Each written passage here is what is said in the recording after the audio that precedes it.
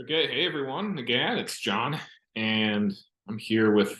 So, what's going to prompt this video is Paul Vanderklay released a video discussing Bethel Redding in the context of all of this Doug Wilson conversation that's going on, and how big, basically, in terms of the movement and stuff, how Doug Wilson is basically a little ant compared to the sort of presence that Bethel and the whole Bethel brand has and the impact that they're actually having um, on churches. And so I think what prompted that's kind of what prompted this video. I've had it, filtering in the back of my mind for a while. But this video is going to be about why non-charismatics, especially non-charismatics Protestants, but even non-charismatics Catholics and Orthodox maybe, don't understand charismatics, what the disconnect is, and I think what can be done to fix it. Not that I'm an authority for the solution on these sort of big problems, but you see a lot of churches like Bethel and things like IHOP get just pretty viciously attacked by a very certain segment of uh, you know evangelical Protestants, terminally online even types. Especially a lot of Reformed folks really come after them and basically call them heretics and whatever, and it's a lot of it is pretty foolish, but I also don't want to dismiss their claims, and so I kind of want to bridge that gap a little bit of what's going on. You'll note that Bethel Church never responds in kind by calling other people heretics. So I don't know, they may be demonstrating a little more Christ-like character than these other people who are just pointing fingers. But anyways, let's get into the meat of this. So, not many people pay attention to both the charismatic and non-charismatic evangelical worlds with like equal weight. I think there's very few people who really do. I think that people who do are people who have had feet in both of these worlds.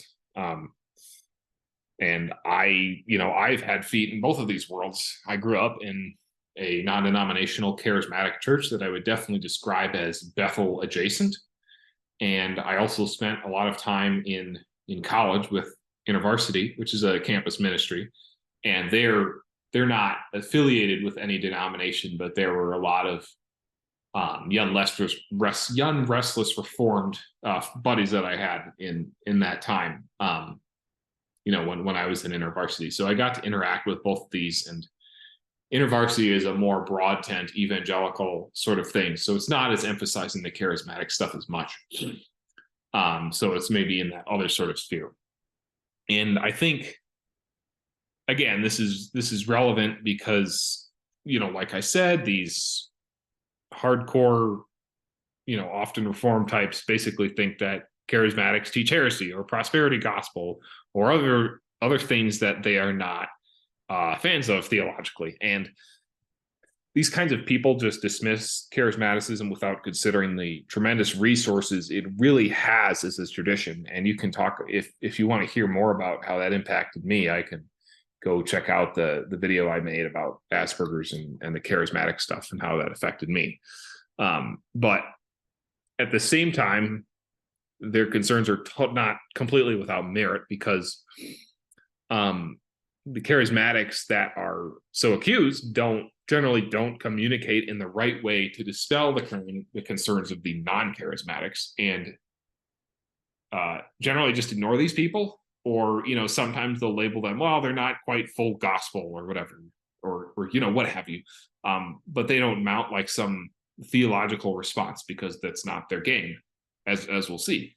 And this is really one reason why charismatic land and non-charismatic evangelicalism are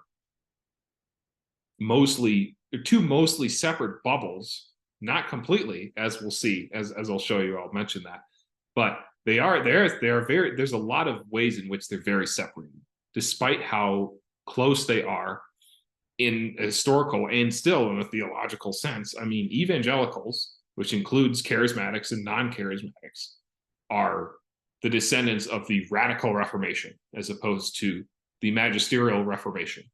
And so they have that in common, the sort of low church, very independent, you know, Baptist, E-Free, Charismatic, all of these groups are very much in the exact same sort of strain, even restorationist sort of strain. And so anyways, let's move to the example that I want to look at that sort of demonstrates, sort of is an example of one of these people that just, they don't know what they're talking about. and they really get the thing wrong. Actually, let me make sure make sure the sound comes through with this before I share it. All right, so this video was shown in Paul Vanderklay's video that he made about Bethel and Doug Wilson, so that's how I found out about this. I think this guy's name is Alan Parr, but we'll let him do his shtick. And I mean, the room was filled with people that were lifting their hands, singing praises to God. Talking about he was in a worship service. It was emotional, it was authentic, it was heartfelt, it was literally everything that you would want a worship service to be. And as a worshiper, I was fully engaged in this worship experience. That is, until I heard. Now, this is profoundly ironic already, because look at, the clips he's shown, the sort of way he was talking about this experience he had in this worship service. My friend, all of that came from the Charismatics, okay? All of that, stems from the Jesus people and how they brought in this new, very modern form of worship that is practiced in many evangelical churches, perhaps even most. And so it's like, dude, you're already playing, you're already playing in the stream here, and you're disappointed when something floats down the stream that you don't like, but you got in the stream in the first place, so you're already there. So it's kind of ironic that he's going to bring this objection. He has no problem with how he is participating in worship, but instantly this thing hits him and he switches to propositional mode, and it just, that explodes. So heard this one song being sung during the worship service, and it literally just messed up the entire worship service for me. I'm going to skip ahead a bit here if the thing loads. But what he's going to get into is the issues that he's going to have are problems with putting too much weight on the propositional side of things. And why that's a problem, I'll discuss maybe once this video is cut. Okay, sorry about that. I think I finally got it. Let's see. Worship songs are just as important as sermons. Why is it that we will not sit by? Okay, so this is point number one, which points to my general point, is that he is confusing worship songs and sermons as if they're supposed to be similar things. I don't think he's saying that they're the same thing, that they're identical, but as if they're similar things. Even in evangelicalism, that's not the case. Sermons are generally reserved for expository, propositional preaching in evangelical churches. So, here are propositions. Here's also maybe application or whatever. And here you go. Shove in mind, absorb, right? Worship songs are about participating. You're not sitting there and listening to somebody talk to you and deliver propositions into your head. You are participating in it. That is a totally different realm of knowledge. And that's what he's missing in making this rather bizarre claim. By and accept or listen to a sermon that is theologically inaccurate. Oh, but we'll sing a worship song that has lyrics that are theologically incorrect. Why is that? Think what I'm going to... Well, I'm going to tell you why it is, because many of us as Christians, we get so caught up in the emotion. We get so caught up in the moment. We get so caught up by how this... As he admitted, he just did before... Right. Song makes us feel that we are willing to give this song a pass on its theological accuracy because this song makes me feel closer to God. It makes... Okay, so this is a fair point. Like, I don't want to totally bash the guy. I've been pretty hard on him so far. But he's a big channel, so I feel like he can take it. But I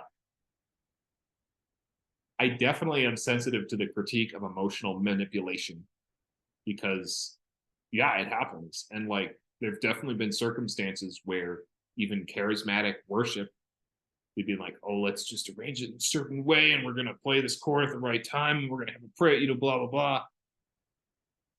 That becomes mechanistic, and oh, we want to generate an experience. And there is a fine line between generating an experience by the hands of man, which is very possible, and letting the Holy Spirit authentically move in new and unexpected ways. You can look at the Asbury revival that happened earlier this year for an example of that latter case. If you want, that was very dynamic, and they recognized when things were winding down and when they shouldn't try to push it and try to steal the moment away from God and engineer it to man's desires. They recognize that. And so the line is possible to draw. I'm not saying it's easy, but it's possible. I think, let's see, he starts talking about the lyrics here. So he goes through the lyrics, and it's generic evangelical sort of worship songs, which I personally have been less of a fan of over the years. But anyway, so he's talking about the theology strictly here. When I lift my voice and shout, every wall. Okay, let me see if I can find the songs. Okay, let's just listen. Every wall comes crashing down. Whoa, whoa, whoa, whoa, hold on a second. What are we talking about? What are we talking about? Wait. When I lift my voice and shout, every wall comes crashing down. What walls are we talking about, right? So now we have the power to shout or lift our voice, and all of a sudden, whenever we do that, we have the power to make walls fall. Okay. Now, this is exactly an example of the problem here, is that he has taken this song because he believes that worship songs and sermons are basically, should be delivering. Well, he believes they should both be theologically sound, which I have to agree with. But he believes he doesn't see the distinction in knowledge between participation and propositional. At least that's what it seems to me. Correct me if you think I'm wrong in the comments, but he's making the mistake of conflating these two things. It's like saying that the Psalms should be understood and received in the same way as the theological treatises of Paul or something. It's nonsense. Nobody would agree with that. So I think that's kind of the mistake he's making here. Because he's like, oh, well, what are they saying? You can shout and walls can do. What is this literal thing here? And blah, blah, blah. And first of all, I guess he just sort of ignores that these lyrics have, this is literally, they're pulling this stuff from the Bible. It's like, read a Bible, dude. But, and people in the comments of this video here pointed this out to him. It's like, hey, we have stuff at Jericho. There's other places in the Bible where this is the thing. And what he's missing here is the authority Jesus has given me, right? We don't do this by our own power, by our own authority. It's because Jesus has given it to me. So this is maybe an egregious example, a particularly bad example of what I'm talking about, because even people were like, comments like, dude, you just didn't read the whole thing. You don't know, you're off base here. But the mistake that he's made here is the same of what I see a lot of these people make, is they conflate these two things. And so let me go back to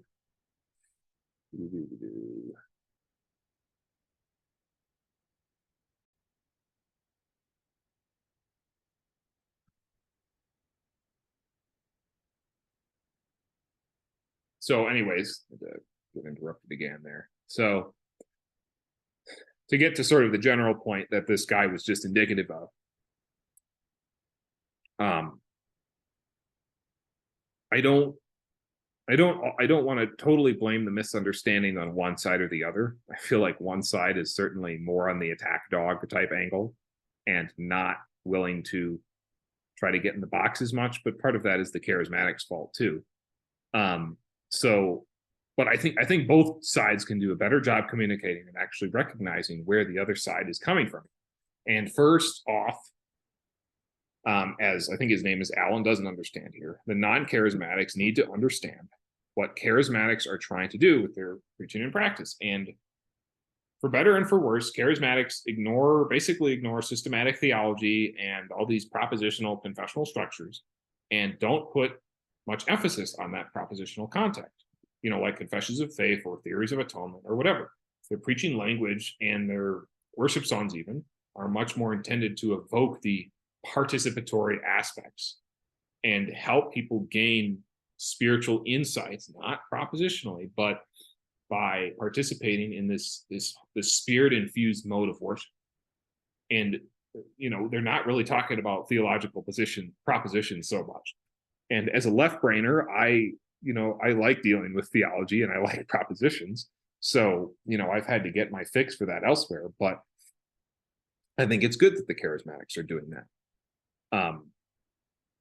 So the non-charismatics definitely focus more on like expositional preaching and propositional teaching, and that forms their primary lens for looking at what Christians have to say in whatever context it is. You're seeing this with this Allen guy here. That's the lens he has. And so when a non-charismatic hears like a Bill Johnson or whoever saying something in a sermon that, oh, that sounds heretical, if that were in a creed or something, it's like, oh, hold on, pause and check that you're not focusing exclusively on like the doctrinal or propositional over the other ways that one can communicate in preaching and in worship and in liturgy, because the High Church Anglican liturgy that I now participate in has all of these things integrated together.